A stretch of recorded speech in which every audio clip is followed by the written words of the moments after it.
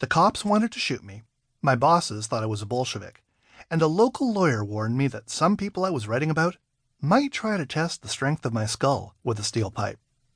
What more could any young reporter hope for from his first real job?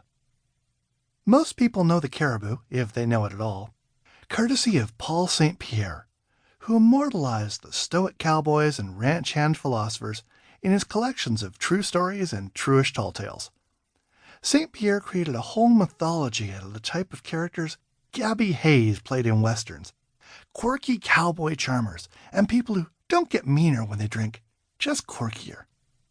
When I went to the Cariboo, I'd never heard of the place, but I had met St. Pierre. I was a 15-year-old high school student, and he was introduced to me as a famous writer.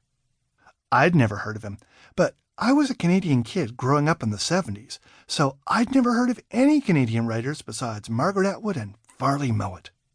And I'd only heard of them because I had a hippie English teacher who believed Canadians could write. I was also lucky enough to have another teacher who made sure I ended up in St. Pierre's workshop for a dozen promising young writers from Vancouver. I only remember one piece of advice from St. Pierre. Don't talk about something, or you'll never write it.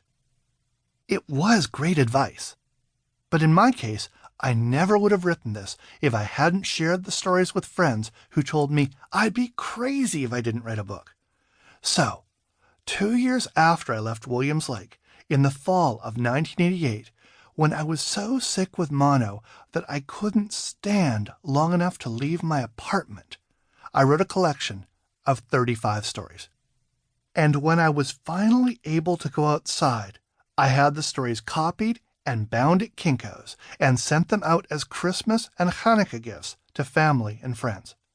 I took a brief shot at publishing them before setting the book aside for reasons that made sense at the time. A few years ago, my friend Kennedy Goodkey asked if he could perform some of the stories on stage in Australia. After seeing audiences get caught up in these stories thousands of miles away from BC, he asked why I'd never published them. More recently, 2 other friends, Art Norris and Ian Ferguson, whose wonderful debut novels you really have to read, asked the same question.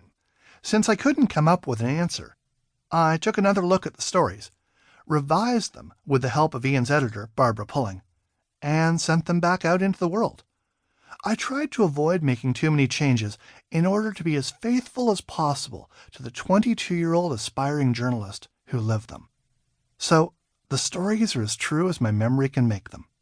The names and a few details have been changed, and some real people are now what the lawyers like to call composite characters, in the hopes that my friends in the Cariboo will still talk to me after they read this, and to avoid giving my publisher's lawyer a heart attack.